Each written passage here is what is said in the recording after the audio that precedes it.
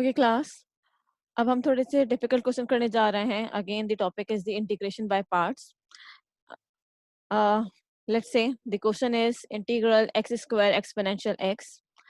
Again सबसे पहले हम मेरे पास क्या आएगी, labelling, which will gives me the idea what to choose u and what to choose db. Here x square is algebraic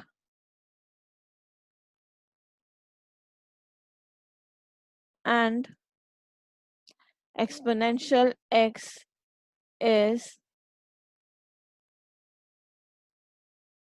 exponential function.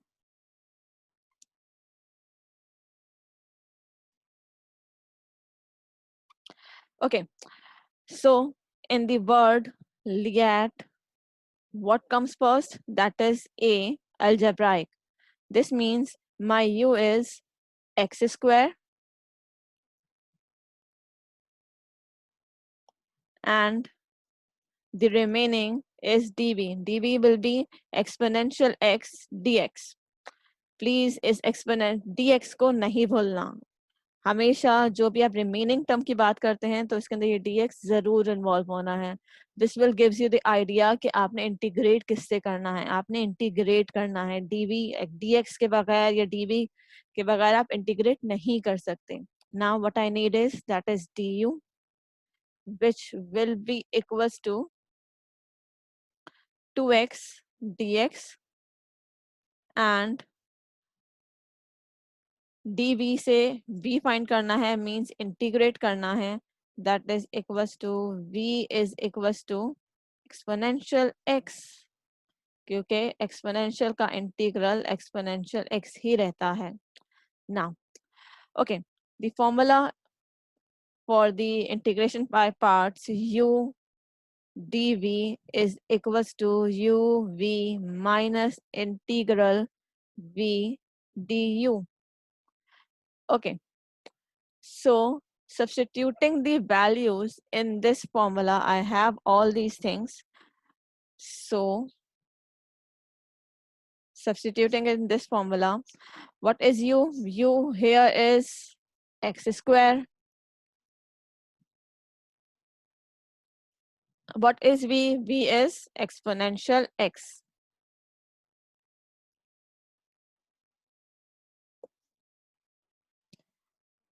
And what is du?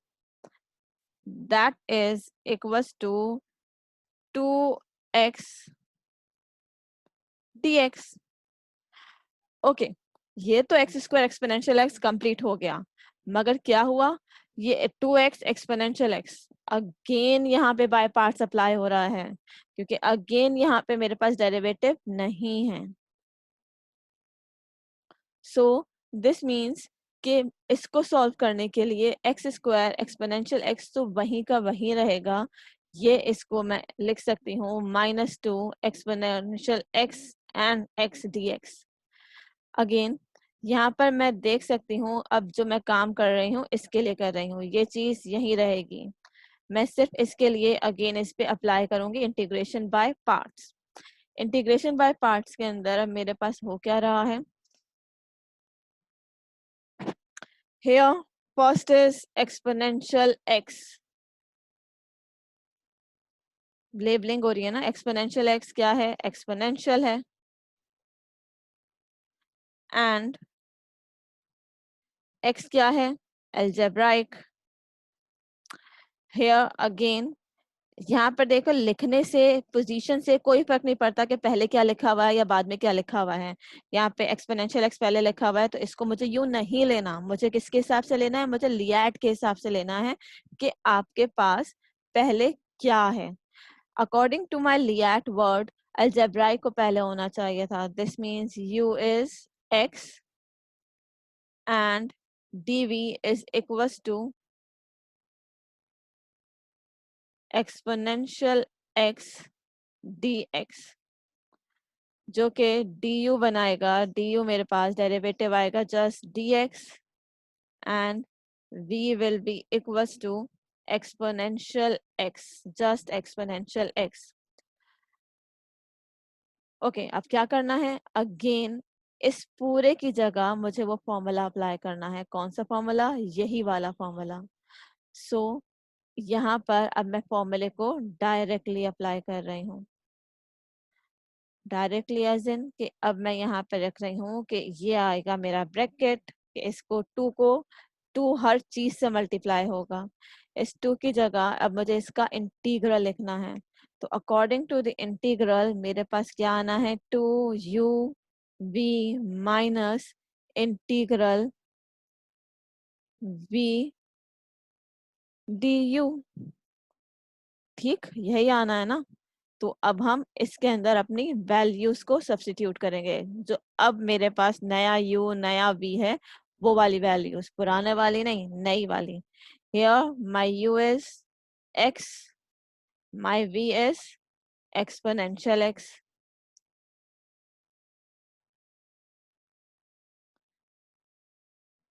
and again v is exponential x and du is just dx. सो इसको integrate करना difficult अब नहीं है। तो अब क्योंकि exponential x का integral क्या होता है, जस्ट एक्सपोनेंशियल एक्स। हाँ, मगर देखो ब्रैकेट नहीं हटाया मैंने, मेरे पास ब्रैकेट के बजाय ये चीज माइनस एक्सपोनेंशियल एक्स हो गया। ये 2 से मल्टीप्लाई हो रहा है और बाहर मैं लिख रही हूँ प्लस सी। ठीक, क्योंकि टोटल के बाद मुझे इसका इंटीग्रल लिखना होता है। तो मेरे पास जो अब आंसर आया है, वो आंसर क्या आया है, answer is x square exponential x minus 2x exponential x minus के बजाय प्लस 2 एक्सपोनेंशियल एक्स। क्योंकि माइनस साइन में भी तो मल्टीप्लाई होगा ना दोनों से। Minus sign, this minus sign will multiply over here, this minus sign will multiply with this minus sign. So here we will have the plus sign, plus 2 exponential x plus c. Okay, one more thing, कि हम लोग integration by parts apply करते क्यों हैं। Integration by parts, एक तो सबसे पहली बात आप लोगों को जैसे कि लास्ट वीडियो में बताई गई कि दो फंक्शंस का प्रोडक्ट होता है। अनदर थिंग इज कि यहाँ पर कोई और मेथड अप्लाई नहीं हो रहा होता। जो हमने सब्स्टिट्यूशन मेथड पढ़ा उसके अंदर पहले डेरिवेटिव है, बाद में ऊपर डेरिवेटिव है, एक्सपोनेंशियल का मल्टीपल में डेरिवेटिव है, या किसी अलजेब्रिक फंक्शन का पहले डेरिवेटिव लिखा हुआ है, मल्टीप्लाई हो रहा है, तो हम वहाँ पे सब्स्टिट्यूशन मेथड अप्लाई कर रहे होते थे। बट सी ओवर हियर कि एक्सपोनेंशियल एक्स, एक्स का डेरिवेटिव होता है 2x, जस्ट वन। यहाँ पे सिर्फ वन हो सकता था, वन के अलावा कोई चीज नहीं हो सकती थी। तो जब ऐसा हो कि आपके पास मल्टीप्लाई में डेरिवेटिव नहीं है, मल्टीप्लाई में ऐसी टर्म है जो उसका डेरिवेटिव ना बन सकती है ना है, तो वहां पर हम हमेशा क्या अप्लाई करते हैं, integration by parts. Okay, next question. Next question is ln x square plus 4। जैसे कि आपको पहले भी बताया है कि ln का डेरिवेटिव इंटीग्रल हम बगैर बाय पार्ट्स के नहीं कर सकते। हम यहाँ पे एक क्वेश्चन और कंसिडर करने जा रहे हैं, that is of ln। Again यहाँ पे अब बात क्या हो रही है कि मेरे पास तो सिर्फ ये एक टर्म है, दो टर्म्स तो नहीं है। तो इसको दो टर्म बनाने के लिए हम क्या लिखते हैं, हमेशा डॉट वन। डॉट वन यानी कि multiply by one. One is considered as algebraic. One मैं कह सकती हूँ कि ये लिखा हुआ है x power zero and x power zero is one. So ये वन डी एक्स हम लोग हमेशा खुद से एज्यूम करेंगे। Now what will we have the labelling. Labelling के अकॉर्डिंग मेरे पास क्या आ रहा है, ln x square plus 4 is logarithm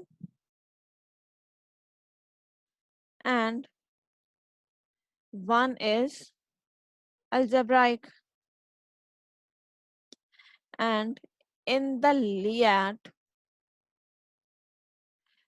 L comes first, यानी कि logarithm comes first, so this function will be my u. U is equals to ln x square plus 4 and the remaining is dv. dv क्या हुआ, 1 dx। क्या कहा, dx को आपने कभी नहीं भूलना। सो यहाँ जो du आएगा मेरे पास, वो क्या आ रहा है, 1 over x square plus 4 and multiply by 2x dx. अच्छा जी, 2x dx आप लोगों को पता होगा कि पहले ln का डेरिवेटिव क्या होता है, 1 over the function multiply by derivative of the function, and derivative of this function is 2x plus 0, और ये dx तो मुझे क्रॉस मल्टीप्लिकेशन के थ्रू मिला है. So v is just x. Okay, substituting in the formula is u dv is equals to uv minus integral v du. Bar bar formula लिखना क्यों जरूरी है, ताकि आप लोगों को जितनी जल्दी हो ये फॉर्मूला याद हो जाए. Now substituting all these values, here my question comes. यहाँ तो मैं सिर्फ अपना क्वेश्चन लिख रही हूँ, रिपीट करने पे वही क्वेश्चन बनना है. So what is my u? U is ln x square plus 4. In place of u, I am writing ln x square plus 4. In place of v, I am writing dot x. ताकि मुझे पता चले कि ये dot x पूरे ln से multiply हो रहा है, ये इस x स्क्वायर प्लस 4 से मल्टीप्लाई नहीं हो रहा. Then my v is x, and what is my du? Du is, hold this down.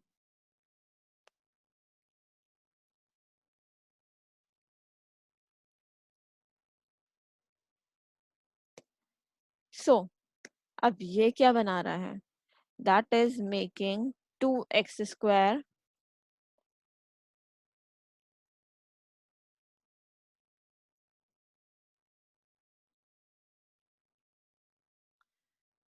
that is making 2x square over x square plus 4.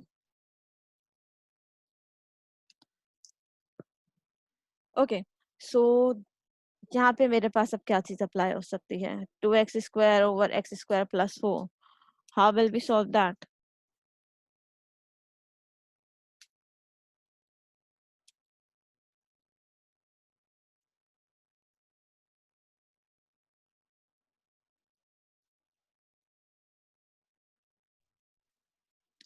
Okay, how will you solve this? That 2x square over x square plus 4. So इसके लिए सबसे पहले जो हमें काम करना है, तो हम इसको सिंप्लीफाई करके लिख लेते हैं. सिंप्लीफिकेशन मतलब कि यहाँ पे मैं लिख रही हूँ -2 एंड इन दी ब्रैकेट ये टर्म. ओके, दिस मीन्स कि जो भी आंसर आएगा वो मुझे यहाँ लिखना है. मैं अभी सिर्फ इसको लेके चल रही हूँ, बाद में अपना जो भी मेरा यहाँ आंसर आएगा वो मैं वापस इस इक्वेशन, जिसको मैं नाम दे देती हूँ ए का, इसमें सब्स्टिट्यूट कर देंगे. सो फॉर दैट सबसे पहले, क्योंकि मैं यहाँ देख सकती हूँ कि it's a type of proper fraction, मैं इसको क्या कर सकती हूँ, डिवाइड कर सकती हूँ. एक्स स्क्वायर प्लस 4 को अगर मैं डिवाइड करती हूँ इन दी सेम फॉर्मेट जो हम लोग काम करते आए हैं इन योर स्कूल और इन योर ओ लेवल्स, कि यहाँ पे हम इसको डिवाइड करें. अगर आप इसको डिवाइड करें तो ये फॉर्मेट जो आपकी बनेगी वो बनेगी, इंटीग्रल तो रहना ही है क्योंकि हम इंटीग्रल के ऊपर कोई बात नहीं कर रहे हैं, बट ये फॉर्मेट बनेगी 1 प्लस सॉरी 1 माइनस होना चाहिए, 4 ओवर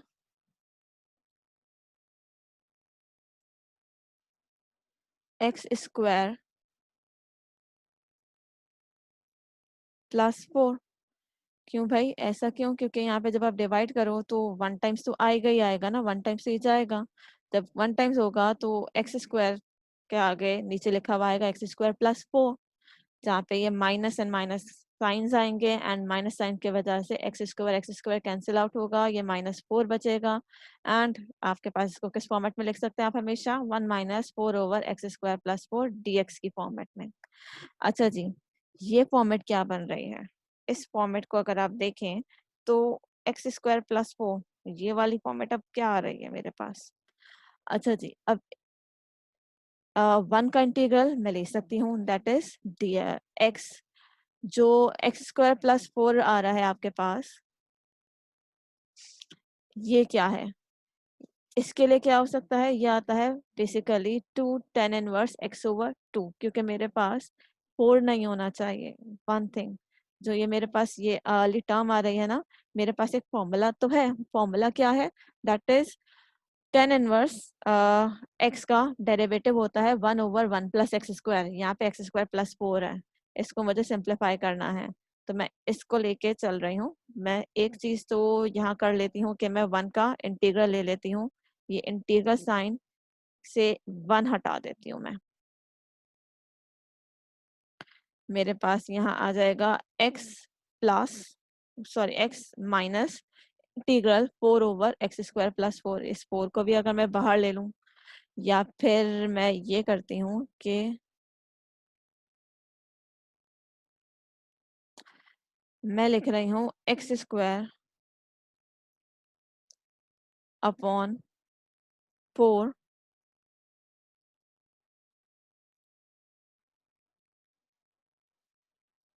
+ 1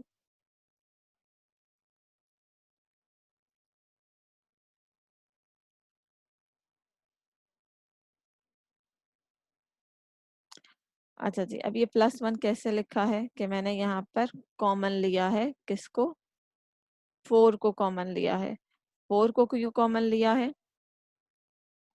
4 को क्यों कॉमन लिया है, क्योंकि मुझे यहाँ पे 1 चाहिए था, तो दैट्स वाई मैंने 4 कॉमन लिया है। यहाँ पर आप देख सकते हैं कि 4 और 4 कैंसिल आउट होने चाहिए, तो वो 4 मेरे पास कैंसिल आउट होंगे। अच्छा जी, इसके बाद इसको सिंप्लीफाइड फॉर्मेट में मैं लिख सकती हूँ, x माइनस तो है ही, मैं ये 4 तो मेरे पास खत्म हो गया 1/, इसकी फॉर्मेट सही करके लिखनी है। इसकी फॉर्मेट क्या ऐसे लिखी जा सकती है, देखिए जरा, 1 प्लस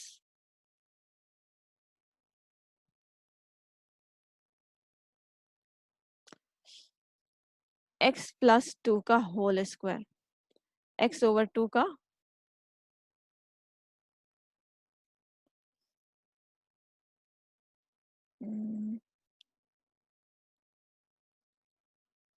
x/2 का whole square.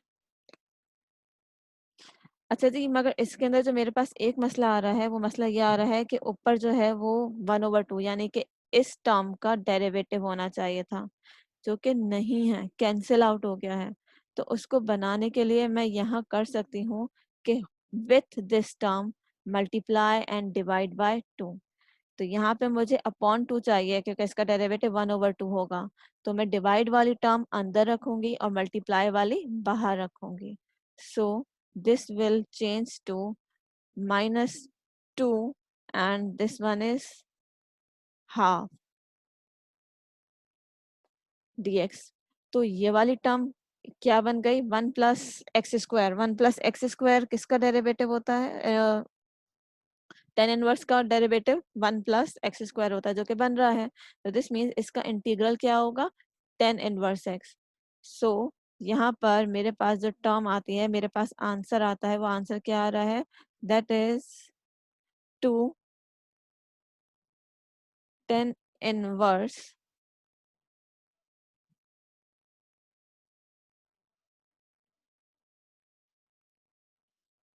x/2। Okay, substitute in a, क्योंकि वो चीज कंप्लीट नहीं हुई थी ना।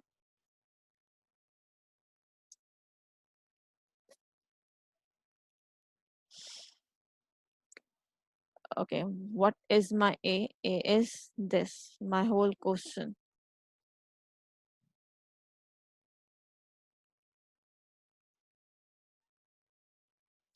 So in place of whole this thing, in place of this bracket, I will write this down.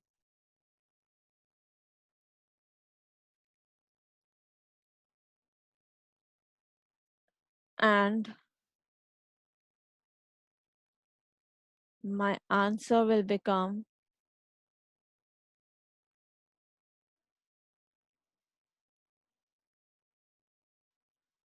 2x minus के बजाय plus 4 10 inverse x over 2 and एक चीज important that is plus c. That is your answer.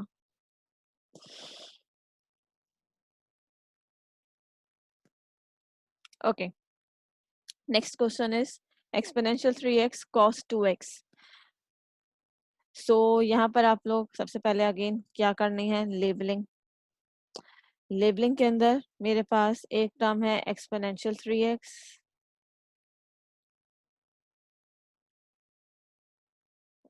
Exponential 3x क्या आ गया, exponential आ गया. And cos 2x क्या आ गया, that is trigonometric.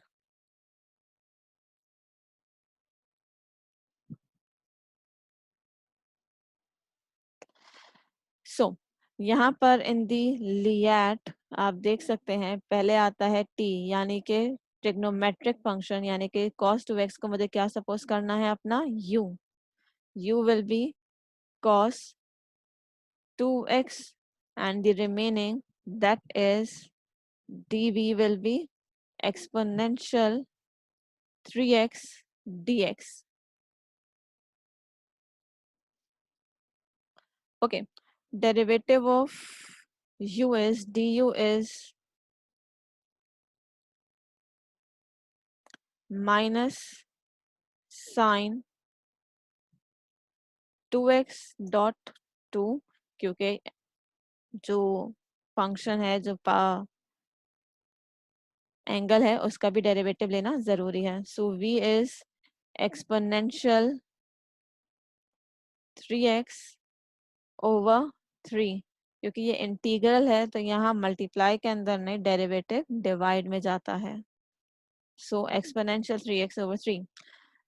Okay, substituting it in the formula is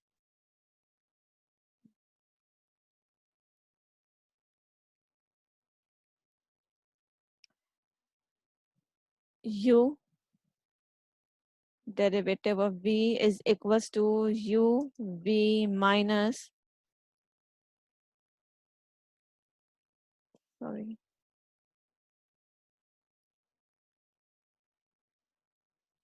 u v minus integral v du. Okay,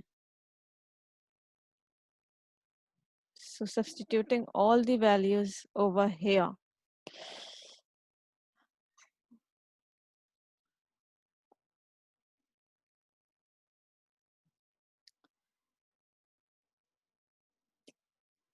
okay. ये थोड़ा सा difficult होने वाला है, तो ज़रा ध्यान से देखिएगा. यहाँ पर मैंने अपनी वैल्यू सब्स्टिट्यूट करी. u की जगह आ गया मेरे पास cos 2x, b की जगह आ गया मेरे पास exponential 3x over 3. Then what will I get? In place of v, I will get exponential 3x over 3, and in place of du, I have minus sine 2x. जो मैं यहाँ भूल गई हूँ वो है dx. So minus sine 2x into 2 and dx. अच्छा जी, यहाँ पर अगर आप देखें तो आपको ये बात नजर आ रही होगी कि यहाँ पर तो एक उसी तरह का फंक्शन वापस आ रहा है, यानी कि इंटीग्रेशन बाय पार्ट्स वापस बनेगा. मैं यहाँ जो इसको सिंप्लीफाई कर रही हूँ वो क्या कर रही हूँ, एज माइनस, ये प्लस में चेंज हो जाएगा, प्लस 2 over 3. ये 3 नहीं रहेगा. ओके, मैंने एक गलती करी कि मुझे इसको ब्रैकेट में लिखना है. क्यों ब्रैकेट में लिखना है? क्योंकि ये माइनस साइन वाली टर्म मल्टीप्लाई हो रही है, माइनस नहीं हो रही. तो ये माइनस साइन को हम अगर ब्रैकेट में नहीं लिखेंगे तो हम इसको नेगेटिव या सब्ट्रैक्शन समझेंगे, तो ये सब्ट्रैक्शन नहीं समझनी है. सो ये वाला 2 भी बाहर चला गया, दिस 2, और ये वाला 3 भी बाहर चला गया. इसको मैं इस फॉर्मेट में लिख सकती हूँ. अगेन मैं देख सकती हूँ कि मेरे पास यहाँ पे प्रोडक्ट रूल अप्लाई हो रहा है, क्योंकि एक्सपोनेंशियल फंक्शन कभी खत्म होने वाले नहीं है, रिपीटिंग फंक्शंस हैं. साइन पीरियोडिक फंक्शन है, sine cos trigonometric functions are periodic functions. तो पीरियोडिक फंक्शन हमें पता है रिपीट करते रहते हैं, यानी कि इसका डेरिवेटिव एंड इंटीग्रल्स कभी भी खत्म नहीं होंगे। तो हम ये काम कब तक करेंगे, तो अब ये देखना पड़ेगा हमें कि हमें ये काम करना कब तक है।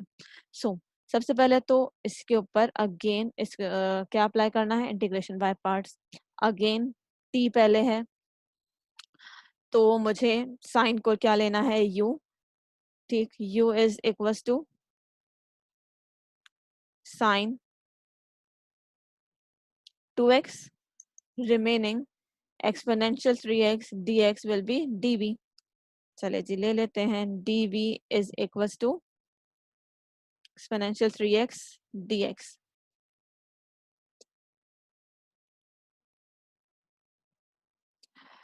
ओके, यहाँ पे अगेन मुझे चाहिए du, जो कि बनेगा 2 cos 2x dx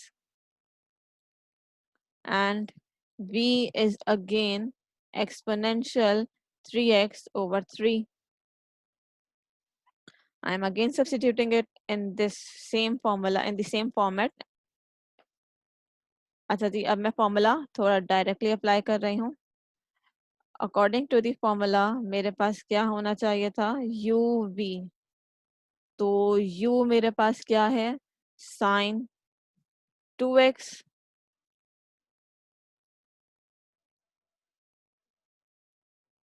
इंटीग्रल आना है इसलिए इंटीग्रल लिखा रहने देती हूँ।